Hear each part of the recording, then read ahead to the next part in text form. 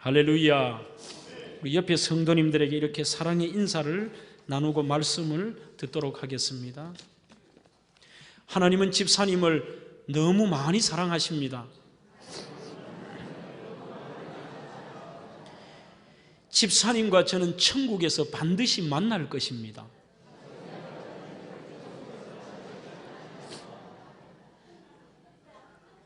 안 만나십니까? 아까 전에 하셨던 분 말고 다른 분에게 그렇게 인사를요, 확신이 찰 때는 이게 아닙니다. 집사님과 저는 만날 겁니다. 이거 확신이 없는 거거든요. 너무 좋은 일, 아주 감격적인 일들은 확신에 차서 얘기하거든요. 제가 하는 것 같이 한번 해보십시오. 권사님과 저는 천국에서 반드시 만날 겁니다. 그렇게 한번 하십시오.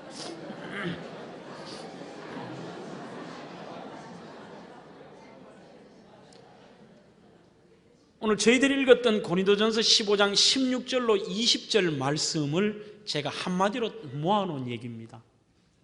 우리 속에 내 믿음이 부활이 없다면 그것은 헛된 것이고 가장 불쌍한 사람이 예수 믿는 사람이라. 왜요? 거짓을 쫓았으니까. 그것도 이 땅에서 여러 가지 세상 사람들처럼 자기대로 그래 하는 것도 아니고 가장 불쌍하지만 이것은 진리이고 우리가 천국에서 만날 날을 소망하기 때문에 저희들은 기쁨이고 찬양처럼 살아도 감사, 죽어도 감사, 사나 죽으나 주의 영광 위에 있는 것이죠. 말씀을 보겠습니다.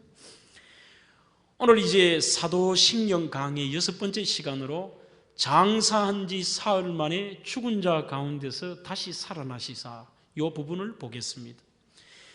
앞에 장사한지라고 하는 말은 굉장히 중요합니다. 예수님이 무덤에 묻히셨다는 것, 장사되었다는 것이 복음의 한 부분입니다. 아이고 목사님 그 얘기는 좀 안 하셔도요, 그건 섬찟한 얘기고 예수님 어차피 부활하셨는데 장사 얘기는 말로 하십니까? 아니요. 죽음 없는 부활은 없고 예수님이 완전히 죽으신 것부터 복음이에요. 예수님이 죽으시지 않았는데 부활하신 게 없지요. 예수님이 죄와 사망의 모든 것들을 이기시고 부활하셨다는 것은 예수님이 죄의 짐을 지고 죽으셨다, 완전히 죽으셨다는 것부터 우리의 신앙의 고백이 되는 것입니다. 그러므로 성경에 보면은 그렇게 다른 성경은 대충 넘어가는 부분이 있어요.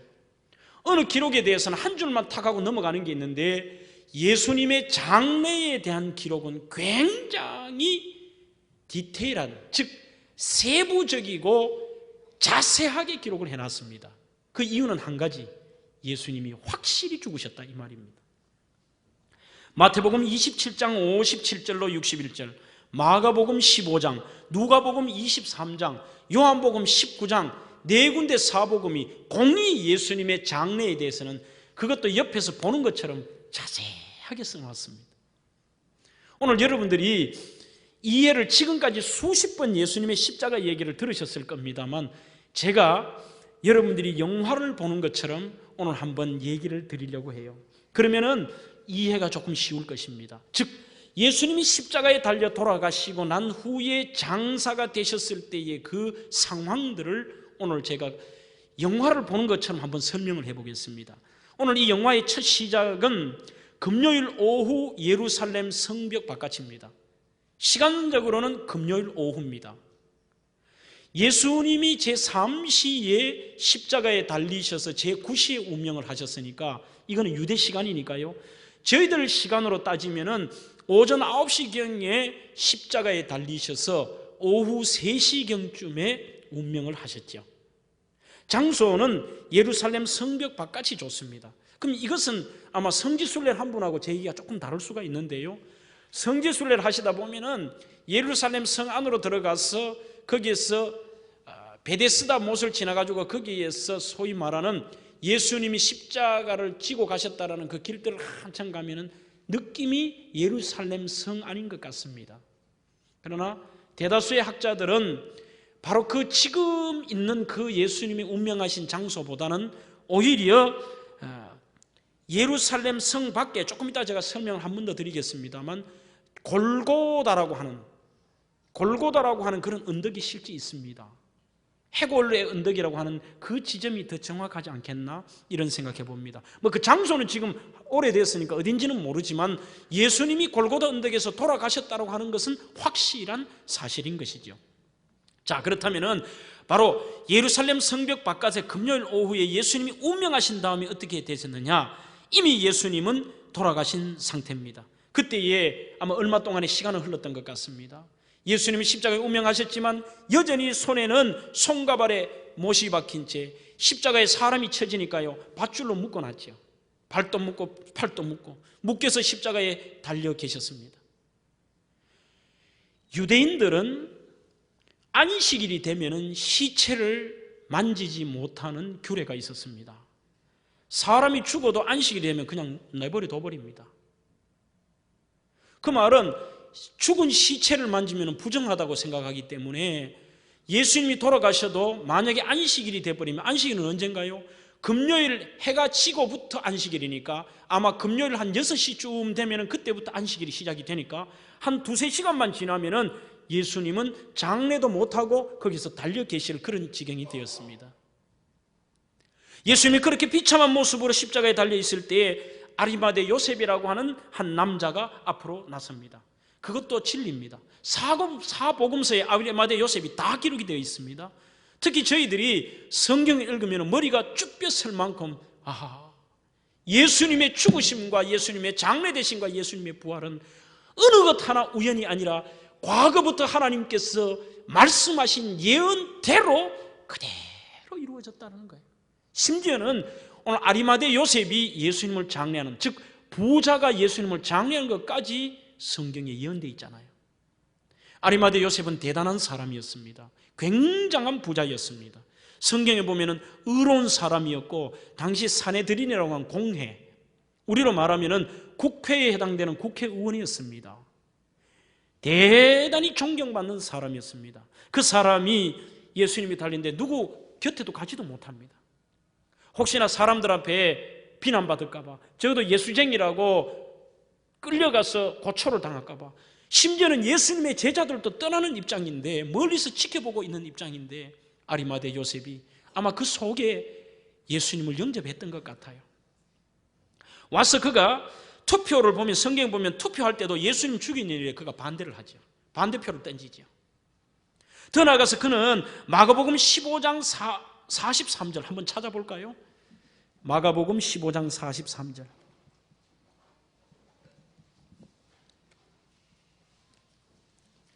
심지어는 빌라도한테 갑니다. 왜냐하면 지지난 시간에 저희들이 봤습니다만 예수님을 사형에 처하는 최종 결정권자가 빌라도였습니다. 함부로 예수님을 어떻게 할 수 없었던 것이지요. 마가복음 15장 43절.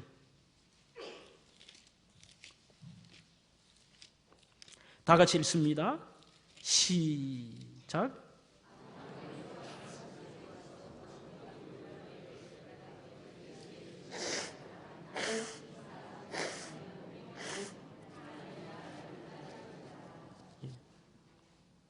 여기 보면은 당돌이 그렇게 돼 있죠. 한글 성경 번역이 아주 잘 되어 있습니다. 원어상으로는 대담하게 그런 뜻입니다.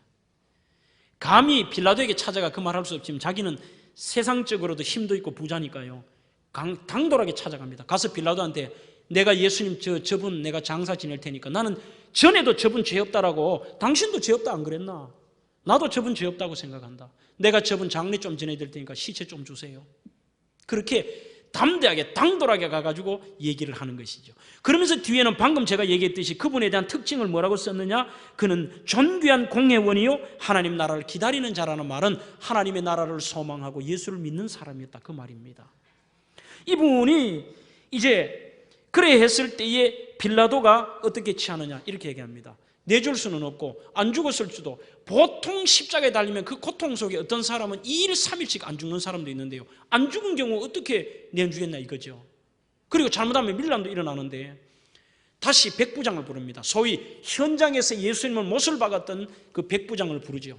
불러서 예수님이 죽었는지 안 죽었는지를 확인을 합니다. 그 내용이 오늘 44절에 나와 있죠. 마가복음 16장. 빌라도는 예수께서 벌써 죽었을까 하고 이상히 여겨. 왜? 보통 사람은 오래 걸리는데 예수님은 소위 몇 시간 만에 돌아가셔버린 거예요. 그 이유는 왜 그렇습니까? 예수님의 죽음은 처절하게 남이 죽이는 것이 아니라 예수님이 자의로, 예수님 우리의 죄를 대해서 돌아가셨기 때문에 일찍 돌아가신 것입니다. 그때에 이상하게 얘기해서 백부장을 불러서 묵은지 묻습니다. 죽은 지 오래냐 할 때 백부장에게 알아본 후 돼 있죠. 야, 그 예수 확실하게 죽었나? 예, 죽었습니다. 창도 찔렀고 물도 했고 숨 떨어진 거 우리가 확인했습니다. 그제서야 요셉에게 시체를 내어줍니다. 시체를 내어줄 때, 허락을 할 때 요한복음에 보면은 십자가를 내릴 때에 참 보면은요, 성경을 한 구절 한 구절을 이렇게 맞춰 보면은 굉장한 부분이 나와요. 요한복음에 그 아리마대 요셉이 허락을 받고, 오늘 여러분 영화처럼 한번 그려보세요.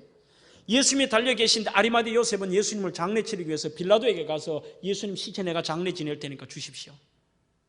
기다려봐라. 백부장 와봐. 확실하게 예수 죽었나? 내가 검사까지 옆구리 창도 찔렸고 그리고 완전히 숨 떨어진 거 확인했습니다. 죽었습니다.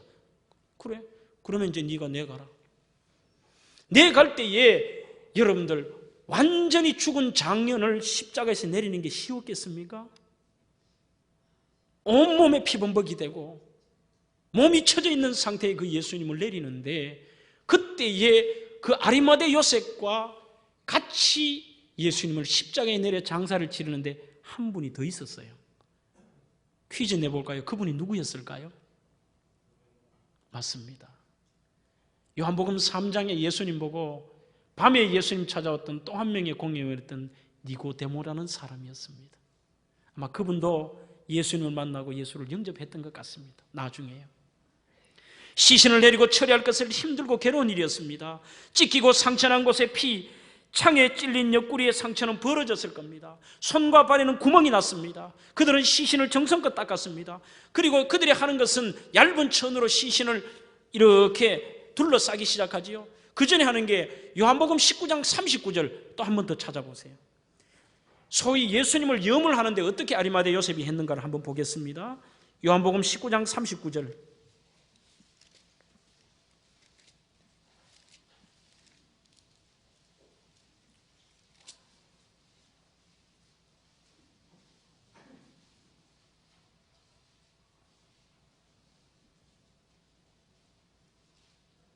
방금 제가 그려드렸던 게 이 내용이 다 나오는 겁니다.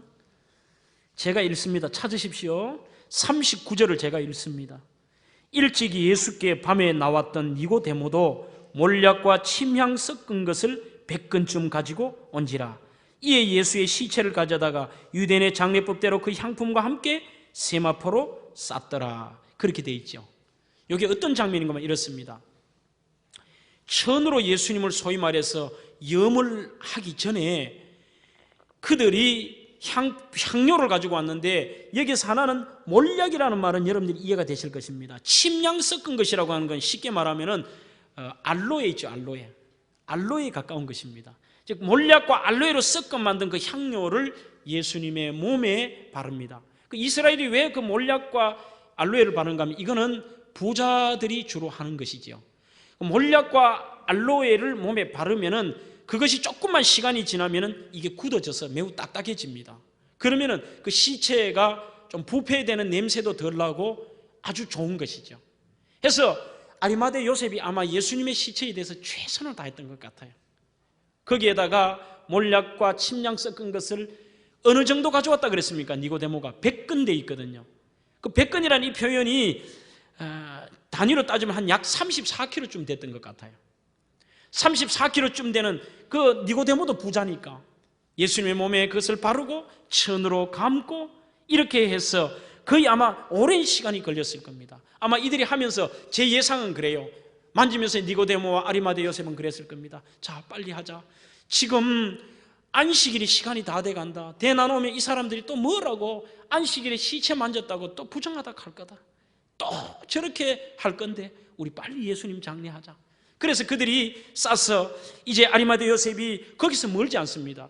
여러분들이 예루살렘 그 성지에 가보시면은 다메섹이라고 하는 그 문의 바깥에 이렇게 나가면은 영어로 하면은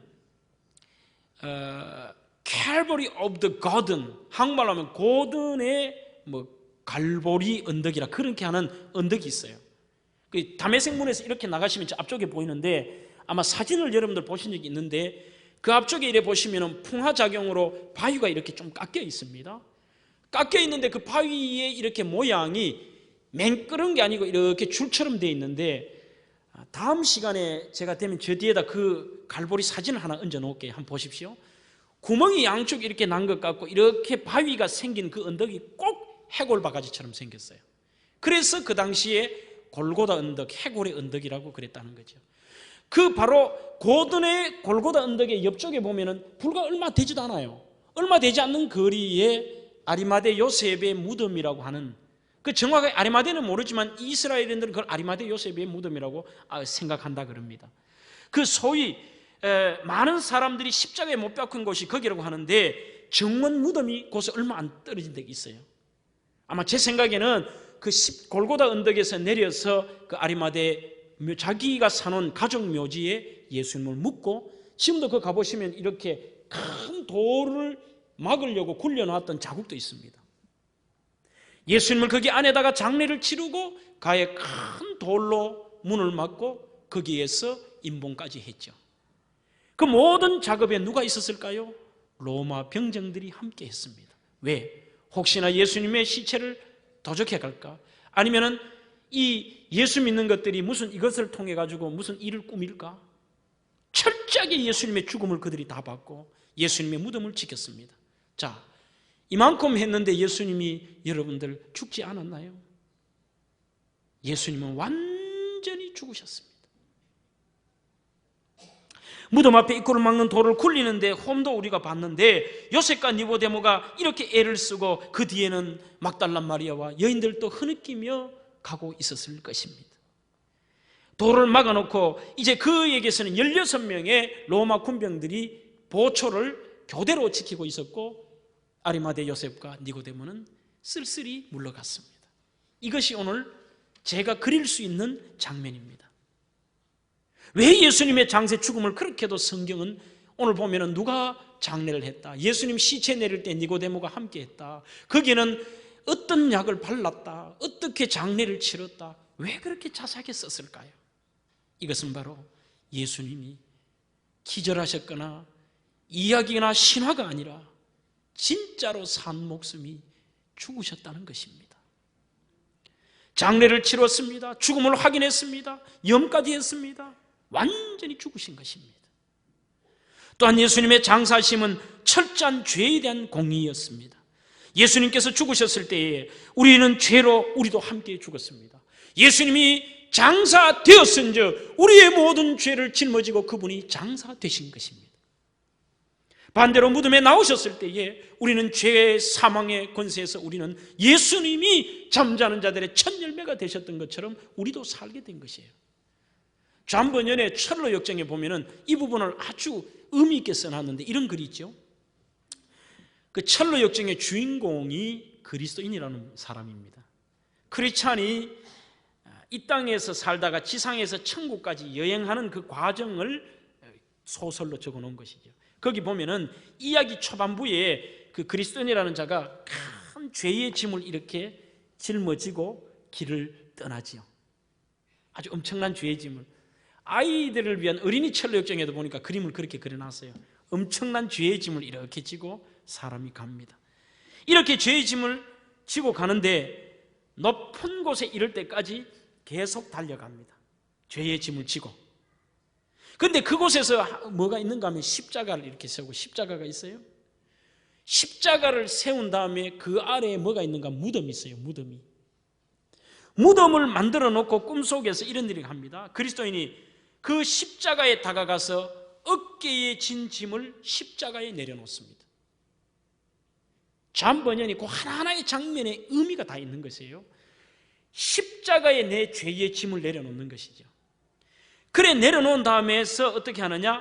무덤 입구에 이를 때까지 계속 이렇게 그 죄의 짐을 굴립니다. 십자가에 내려놓은 다음에는 굴리면 그 짐이 무덤 속에 쑥 들어가요.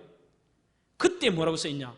더 이상 죄의 짐을 볼 수가 없었고 나는 자유로워질 수 있었다. 그게 무슨 말이냐? 오늘 인간의 모든 죄의 짐은 내 능력으로 이 짐을 해결할 길이 없습니다. 예수님의 십자가 앞에 그 짐을 내려놓고 주의 십자가의 보혈로 내가 정결케 함을 얻을 수밖에 없지요. 그 십자가에 내가 주님의 십자가를 믿고 주님 앞에 내려놓았을 때에 예수님이 장사됨으로 내 모든 죄악도 함께 장사된 줄로 믿습니다. 그게 철로역정의 얘기예요. 오늘 예수님의 그 보혈이 나를 정결케 하셨죠. 윌리 체프민이라는 말하는 분은 그의 시에서 원데이라는 시가 있습니다. 살아서 그분 날 사랑하시고 죽어서 그분은 날 구원하셨습니다. 묻히시어 그분이 내 죄를 다 가져가셨습니다. 그렇게 쓰고 있습니다. 오늘 예수님이 십자가에 달려 돌아가시고 장사 되심을 통하여 우리의 모든 죄악들도 그분을 믿음으로 장사가 되어버린 것이죠. 그 다음에 두 번째로 오늘 한글 성경이 안 나오는데 이 내용을 여러분들에게 주의를 해야 될까 말아야 될까 하다가 하는 게 좋겠다고 제가 생각이 드는데요. 영어 성경에 보면은 한글 성경에 없는 사도신경의 고백이 하나가 들어가 있습니다. 그 내용이 어떤 내용인가 하면은 천지를 만드신 쭉 나가면서 십자가에 못 박혀 죽으시고 장사된 지 사흘 만에 죽은 자 가운데서 다시 살아나시며 이 표현 가운데서 장사되신 후에 지옥으로 내려가사 그 표현이 되어 있어요. 그 영어 성경에도 보면은 He descended into hell 그렇게 되어 있습니다. 여기에 대해서 사람들이 잘못 해석하는 게 많고 왜 있는 걸 뺐노? 그 말이 이상해가지고 그런 거 아닌가? 천주교에서 주장하는 게 맞는 거 아닌가? 그렇게 얘기하는 사람도 많습니다. 천주교에서는 흔히 이렇게 얘기하는 수도 있고 또 여러 사람들 가운데 또 이렇게 주장을 해요. 예수님이 십자가에 못 박혀 죽으신 다음에 실제 지옥에 내려가셨다는 거예요. 지옥에 내려가서 거기에서 죽은 사람들에게 복음을 전했다. 또 어떤 사람들은 예수님이 천국과 지옥의 중간 상태인 연옥에 내려가서 거기에서 이러지도 못하고 저러지도 못하는 사람에게 복음을 전해서 거기에서 예수의 복음을 받은 사람은 천국에 갔다. 그런 기록이 성경에 어디 있어요? 지연에 없는 얘기를 왜 하냐는 거예요. 그러면 왜 이 사도신경이 수백 년, 수천 년 전에 지옥으로 내려갔다라는 표현이 들어가 있느냐? 지금 한글 번역이 또 영어 번역도 조금 문제가 있다는 거예요. 이 지옥이라는 의미 자체가 세 가지 의미로 사용되는데 하나는 스올이라는 말이 있습니다. 스올. 구약 성경에 자주 등장하는 말인데 이거는 지옥이라는 말도 됩니다만 무덤이라는 뜻으로도 해석이 됩니다. 두 번째는 하데스라는 말인데 이거는 지옥을 뜻하는 거죠. 그것도 역시 마찬가지예요. 스올이라는 말을 그리스어로 옮긴 것뿐이에요. 세 번째는 진짜 여러분들이 아는 지옥이라는 단어가 있습니다. 거기에는 우리가 지옥이라고 하면 불과 유황불로 심판받고 영원한 고통에 형벌받는 그 지옥은 게헨나라는 말이에요. 근데 여기서 말하는 지옥으로 내려가서 하는 말은 그 실제 게헨나로 날아갔다는 말이 아니고 무덤으로 내려가서 완전히 죽으셨다라는 표현을 그렇게 했다는 겁니다. 그래서 제가 한번 조사를 해봤어요. 원래 처음에 사도신경이 만들어졌던 초대 기독교에는 이 지옥으로 내려갔다는 표현이 없었습니다. 그것이 300년까지도 없다가 한참 지나 중세에 넘어오면서 중세의 어느 그 소위 신학자들이 만들어 집어넣은 거예요. 그 표현도 원래 만들 때는 실제 지옥에 예수님이 내려갔다는 말이 아니고 예수님이 완전하게 죽어서 무덤에 내려가셨다 그 표현인 것입니다. 그게 전혀 문제가 없다라는 얘기예요. 예수님은 완전히 죽으셨습니다. 그분은 금요일 오후에 정말 죽으셨고 일요일 아침에 친히 육체로 문자 그대로 무슨 형식적으로 신비하게 아니라 실제 죽으신 그 육신이 그대로 다시 살아나신 것입니다. 죽은 자 가운데 다시 살아나신 예수님 결코 무슨 유령이나 상상력이나 허구가 아닙니다. 십자가에 못 박혔던 그분의 몸이 그대로 부활하셨습니다. 부활이 실제로 일어났다는 사실입니다. 부활은 결코 다시 죽지 않는 불멸의 몸으로 우리 예수님은 다시 일어나셨습니다. 그것은 무엇을 의미할까요? 첫 열매가 중요합니다. 예수님이 완전히 죽으신 후에 부활하셨기 때문에 오늘 예수 그리스도를 믿는 자는 말씀대로 나는 부활이요 생명이니 나를 믿는 자는 죽어도 살겠고 무릇 살아서 나를 믿는 자는 영원히 죽지 아니하느니 이것을 내가 믿느냐. 예수님이 완전히 죽으신 다음에 완벽하게 부활하셨듯이 오늘 그 예수를 믿는 저와 여러분들도 어떤 모습으로 완벽하게 죽더라도 우리는 완전한 모습으로 부활될 줄로 믿습니다. 화장에도 문제 없습니다. 수장에도 문제 없습니다. 수목장에도 문제 없습니다. 매장에도 문제 없습니다. 다 사라져도 문제 없습니다. 하나님의 능력으로 완벽하게 부활될 줄로 믿습니다. 그렇게 우리는 죽음이 두렵지 않는 것이지요. 예수님의 부활에 대해서 여러 가지 설이 있습니다. 참 사람들은 왜 진리를 자꾸 안 좋은 것으로 맞추는지 몰라요. 인간이 아는 그게 다인 줄 압니다. 보이지 않는 게 더 큰데요. 기절설이라 그래요. 기절설. 예수님이 기절했다가 깨어나셨대요. 서두에 말씀드렸듯이 그렇게 로마 병정이 죽음을 확인하고 피와 물을 다 쏟으시고 나중에 죽었는 걸 또 확인하고 아리마대 요셉과 두 사람이 죽으신 걸 확인하고 장례까지 치르고 3일간 그랬던 예수님이 기절하셨나요? 속이고 기절했던 그 사람을 위하여서 수천, 수만, 수백만의 사람이 2000년 동안 그분을 위하여 목숨을 내놓을 수 있나요? 그 다음에는 어떤 또 학자들은 여자들이 무덤을 잘못 찾았다는 거예요.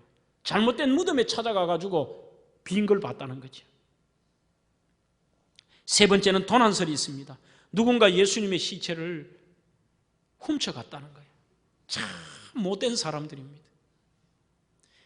로마 병정들이 24시간 교대로 지키고 있고 커다란 돌이 있고 임봉까지 했고 어떻게 훔쳐가요?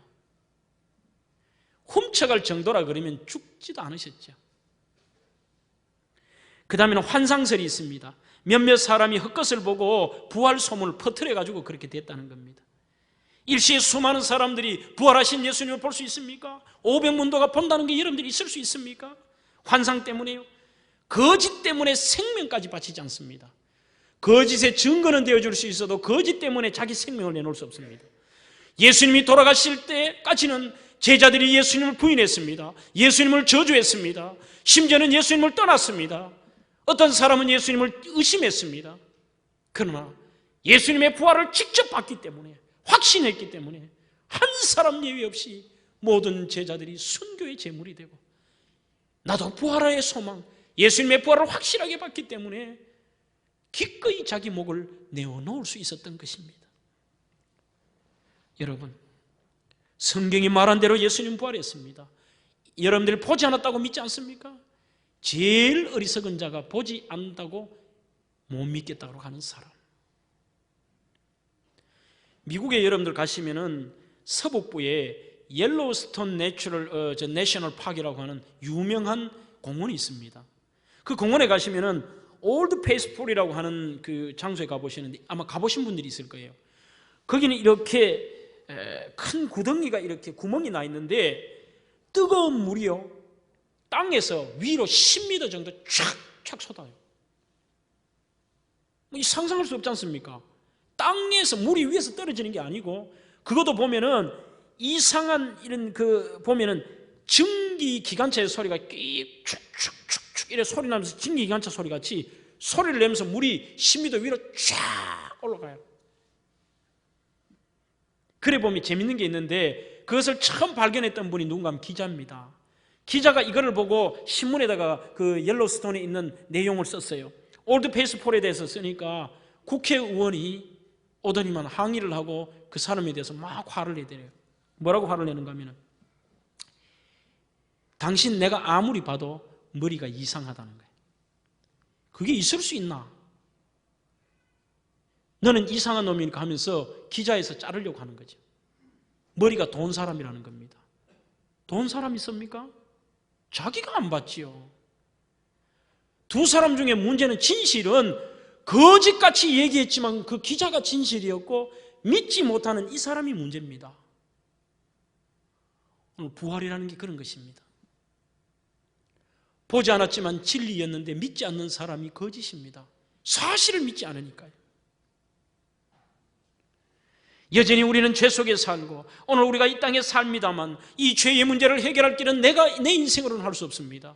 바로 하나님이 이 땅에 오셔서 인간의 몸을 입고 오시고 완전하게 죽으셨고 그분이 다시 부활하심을 통하여 죄에 대한 하나님이 공의도 보여주셨고 다시 삶을 통하여 우리에게 소망도 주셨습니다. 여기에 우리의 인생을 거는 것입니다. 거는 것. 왜 여러분들 죽습니까? 왜 수많은 사람들이, 제자들이 한 번밖에 없는 자기 생명을 죽을 수 있습니까? 사나 죽으나 주의 것이라고 고백합니까? 거기는 진리고 부활이고 생명이 있기 때문입니다. 이것을 한마디로 올인이라고 그래요. 올인.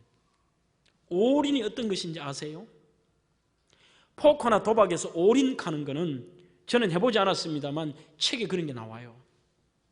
올인은 자기가 가지고 있는 이 포커는 돈으로 하는 게 아니고 라스베가스나 가면 이런 동그란 칩을 하지 않습니까? 그 칩이 곧 돈입니다. 칩을 이렇게 있다가 자신에게 이렇게 두 개가 제일 좋은 패가 들어오지 않습니까?